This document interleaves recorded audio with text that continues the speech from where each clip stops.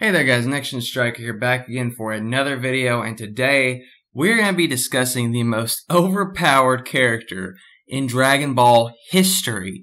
We're talking Dragon Ball, Dragon Ball Z, Dragon Ball GT, and Dragon Ball Super. Now when I say the most overpowered character in Dragon Ball history, I know a lot of people are immediately going to go to certain options like, oh, you mean Jiren, right? Or you mean, someone like that. But no.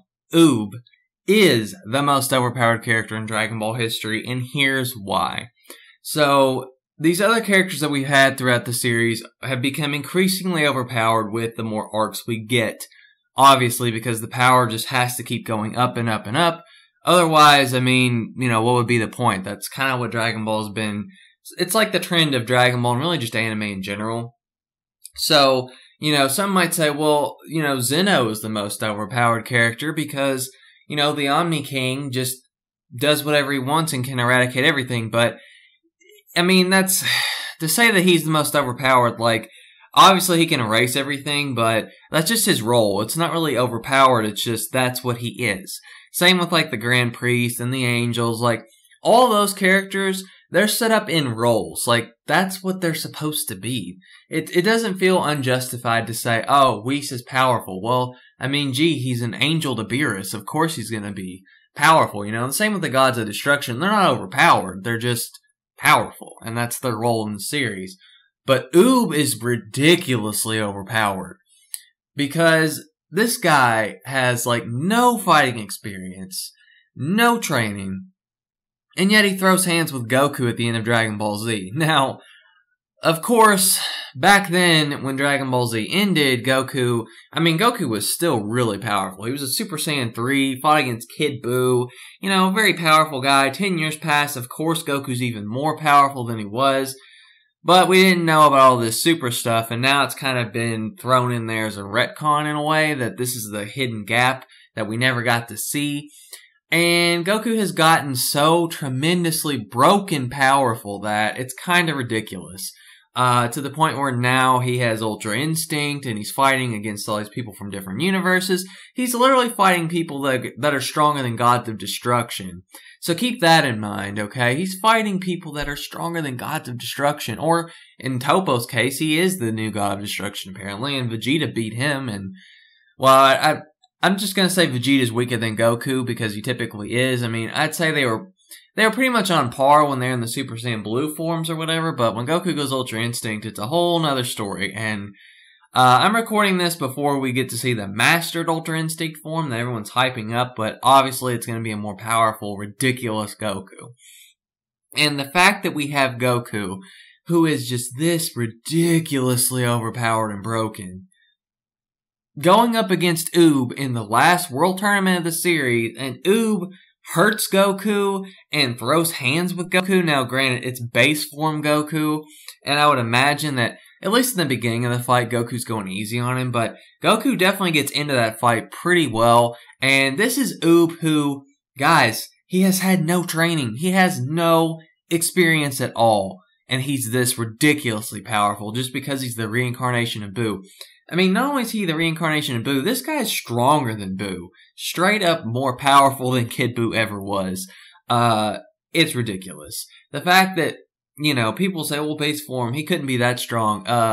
Dude, base form Goku now could tank Kid Buu or any of those older villains. Goku has progressively gotten more powerful, and Goku trains in his base. He makes his base form stronger, and then the multipliers make him that much more powerful. So, don't tell me his base form is like Saiyan Saga or Frieza Saga weak, because it's not. Goku has progressively gotten a more powerful base form.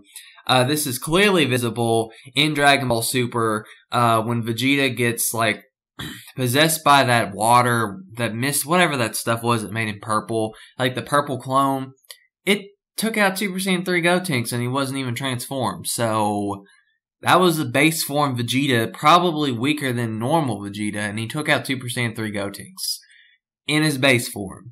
So my point stands that the base forms increasingly get more and more powerful, and Oob hurt Goku. Seriously, he landed blows on him. He even made his arm numb from one kick. It's ridiculous. And let's also not forget that Oob was taking Goku's punches and kicks too. this man who has fought with literal gods, and it's a human, and he's taking this kind of damage, okay? Now, people can make excuses for, like, Krillin, Yamcha, Tien, like, oh, they're just humans. Well, look at Oob. I mean, yes, he is a reincarnation of Kid Buu, or whatever you want to say, but the point is, this kid's ridiculously overpowered. He should not be this powerful without, I mean, even with training, he should not even be on the level of Goku. That is insane. And he doesn't even know how to use his powers. So imagine Oob trained by Goku, how powerful he would be. I mean, he could train him in the ways of Ultra Instinct or whatever. I mean, that would probably take him forever to learn it, granted, but obviously he wouldn't be a Super Saiyan, so that's going to limit his growth somewhat.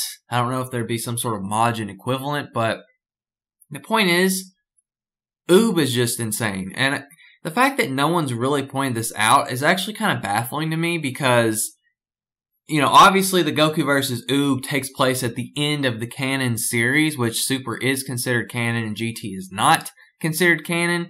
So, it kind of blows my mind. Obviously, they did not plan this far ahead when they ended Dragon Ball Z in the 90s, obviously. So, unless they completely retcon the ending, which they're not going to do, they're going to keep it. I guarantee you they're going to keep it. Because if they touch the sacred cow known as Dragon Ball Z, they will have hell to pay for ever, actually. People will never let that go. I can guarantee you they will never let it go. The people are never going to let go of GT. They're never going to let go of things in Super they don't like. I mean, that's how people in the community are. They hold grudges, man. So, if you touch the ending of Dragon Ball Z, you're going to be paying for it. Let me tell you. But yeah, I mean, Oob is just so ridiculous that he could have, honestly, he could have been in the Tournament of Power because he's just that ridiculous. I mean, if they put someone like Master Roshi and Krillin, which, I mean, I'm not trying to knock those characters or Tien, but the point is, like, even though they have more fighting experience, Oob has just so much raw power that, given just a little bit of training, and granted, in Dragon Ball Super terms, now, like, a day of training just makes you, like, 500 times more powerful. I don't really get that, but whatever. It's happened several times with, like, Trunks and Vegeta training, with Gohan and Piccolo training. Like, we've had all these trainings take place in, like, a day, and then suddenly the characters are stronger. I don't get it, you know, without the hyperbolic time chamber or whatever. But anyway, Oob could easily be, like, up there with Goku and Vegeta, honestly. If they wrote him well, which, you know, the writing in Super is, or whatever. Like, the new series, if they do a new series, or he's in a movie, or whatever they do with Oob, like, there's a lot of possibilities they could do with Oob. Now, some people might say, well, wait a minute, what about Jiren? How can you not say that Jiren's not the most overpowered character because he's stronger than a god of destruction? Well, Jiren is pretty powerful. I mean, to say the least, he's pretty powerful. But the reason why I don't put him on the list is because he's established as being ridiculously overpowered. And he's shown time and time again to just mop the floor with everybody. And I'm assuming they're going to go into his backstory, which they did a little bit. They didn't do very much, but at least explains his strive to just gain insane amounts of power. And the fact that he did is awesome. So, you know, I know people are going to argue and say, well, Jiren, but Jiren was built up to be this powerful. That's the whole purpose of Jiren in this arc, is to be ridiculously powerful. Like, how can you argue that? He wasn't downplayed at all. They're just like, no, this guy's stronger than a god of destruction very early on. So, I'm not going to put him as the most overpowered character because I don't know. Like, you could, I guess that'd be like the easy answer. I'll just throw the end character at the end of Super and say he's the most overpowered. But, I don't know. To me, Oob, he's a human. He has no training. He has no experience. I mean, I'm sure people are going to argue with me in the comments and say, well, no, you're an idiot because clearly Chi-Chi is the most overpowered, or whatever people are going to say. I mean, really, Chi-Chi and Bulma are pretty overpowered just because they can control their men and they're Super Saiyan gods.